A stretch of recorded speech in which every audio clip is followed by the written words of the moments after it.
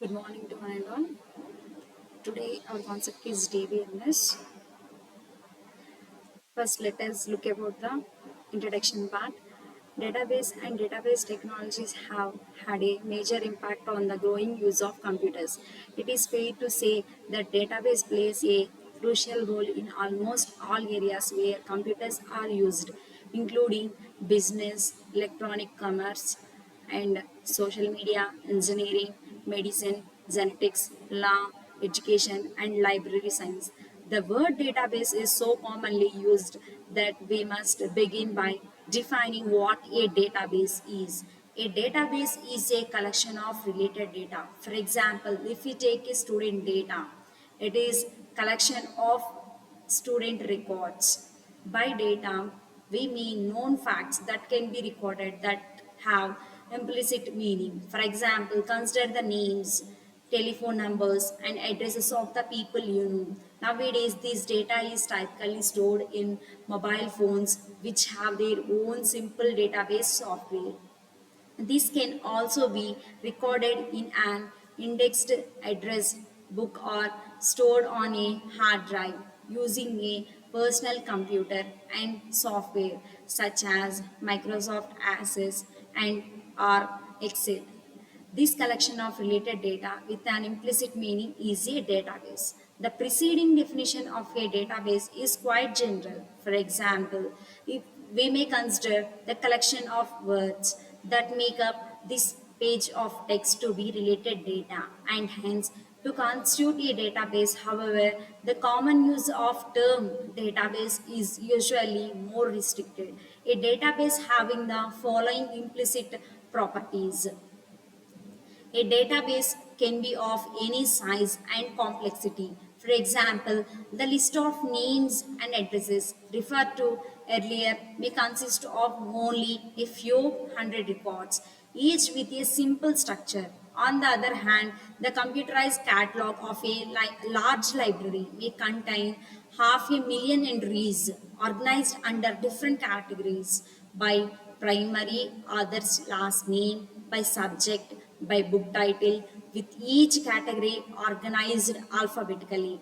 A database of even greater size and complexity would be maintained by a social media company such as Facebook, which has more than billion users. The database has to maintain information which users are related to one another as friends, the postings of each user, which users are allowed to use easy to see each posting and a vast amount of other types of information needed for the correct operation for their website. For such websites, a large number of databases are needed to keep track of the constantly changing information required by the social media website. An example of a large commercial database is Amazon.com. It contains the data for over 60 million active users and millions of books, CDs, videos, DVDs, games, electronics, apparel, and other items. And a database management system is a computerized system that enables users to create and maintain a database. The DBMS is a general purpose software system that facilitates the process of defining, constructing, manipulating, and sharing databases among various users and applications. Defining a database involves specifying the data types, structures, and constraints of the data to be stored in the database. The database definition or descriptive information is also stored by the DBMS in the form of database catalog. That is, for example, if we take a textbook, there is a contents of all the pages, that is we are calling as catalog or dictionary. It is called metadata. Constructing the database is the process of storing the data on some storage medium that is controlled by the DBMS. Manipulating a database includes functions such as querying the database, to retrieve specific data. For example, if you are trying to retrieve some data from the database, for the help of querying the database, it is trying to retrieve specific data according to our user formats or requirements, updating the database to reflect changes in the mini world, and generating reports from the data. Sharing a database allows multiple users and programs to access the database simultaneously. An application program accesses the database by sending queries or requests for data to the DBMS. A query typically causes some data to be retrieved. A transaction may cause some data to be read and some data to be written into the database.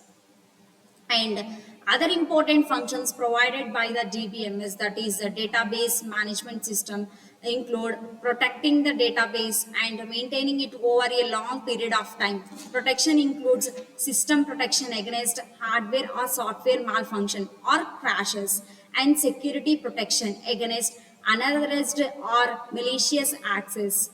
A typical large database may have a life cycle of so many years. So the DBMS must be able to maintain the DBMS system by allowing the system to evolve as requirements change over time. It is not absolutely necessary to use general purpose DBMS software to implement a computerized database. It is possible to write a customized set of programs to create and maintain the database, in effect creating a special purpose DBMS software for a specific application such as airlines reservations. In either case, whether we use a general purpose DBMS or not, a considerable amount of complex software is deployed.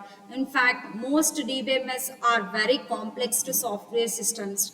To complete our initial definitions, we will call the database and the DBMS software together.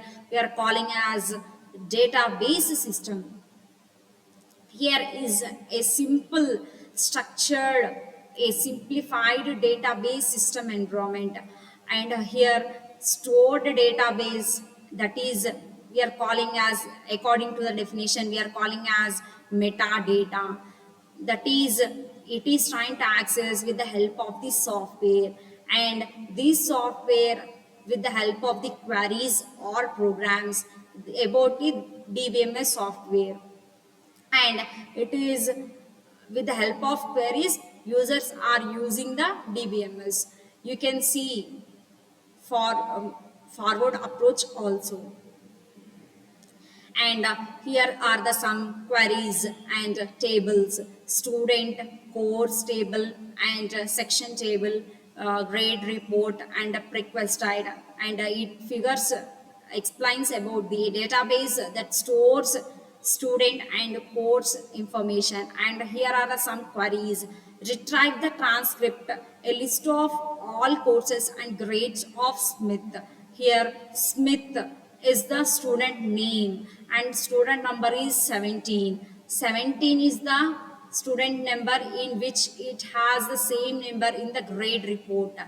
Grade report student number is 17 and is identify the section identifier 112, and the grade is the B. Here we are retrieving the data with the help of the query. And one of the most important is the characteristics of the database approach. The main characteristics of the database approach versus the file processing approach are the following. The first one is the self-describing nature of a database system. Second one is insulation between programs and data abstraction. Support of multiple views of the data. Sharing of data and multi-user transaction processing. First one is the self-describing nature of a database system. The fundamental characteristics of the database approach is the database system contains not only the database itself but also a complete definition or description of the database structure and constraints. For example, if you take a college database, it is having the details of a teaching and non-teaching, and constraints according to their specifications. This definition is stored in the DBMS catalog, that is we are calling as index, which contains information such as the structure of each file, the type, the storage format of each data item, and various constraints on the data. The information stored in the catalog is called metadata. For example, if you take a textbook having all the contents at the front page, and it is telling about in which page it is according to, and describes the structure of the uh, table, and here we are calling as metadata, and it describes about the structure of the primary database. It is important to note that some newer types of database systems known as NoSQL systems do not require metadata. Rather, the data is stored as self-describing data that includes data item names, data values together in one structure. And second one is the insulation between programs and data abstraction. In traditional file processing, data definition is typically part of the application programs themselves. Hence, these programs are constrained to work with only one specific database whose structure is declared in the application programs. The structure is declared only in the application programs. In traditional file processing, the structure of data files is embedded in the application programs. So any changes to the structure of a file may require changes all the programs that access a file. For example, if you take a student data, if you are trying to change any changes according to the student, it is trying to change all the data which is stored about the student information.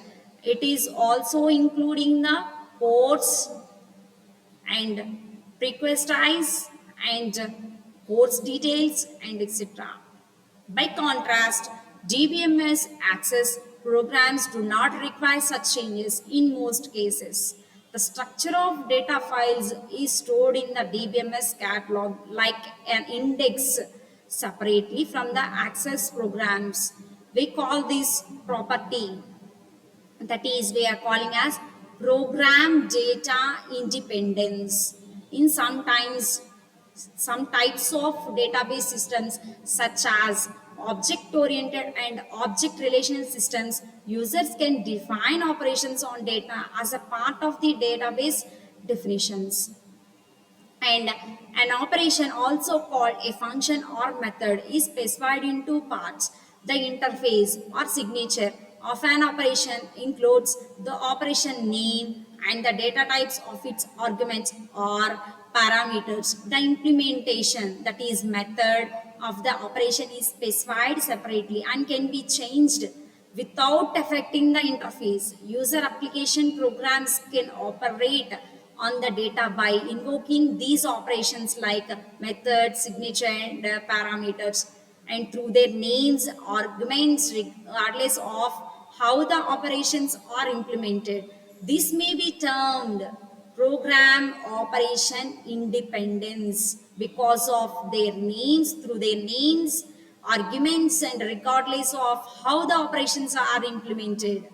The characteristic that allows program data independence and program operation independence is called, we are calling as data abstraction.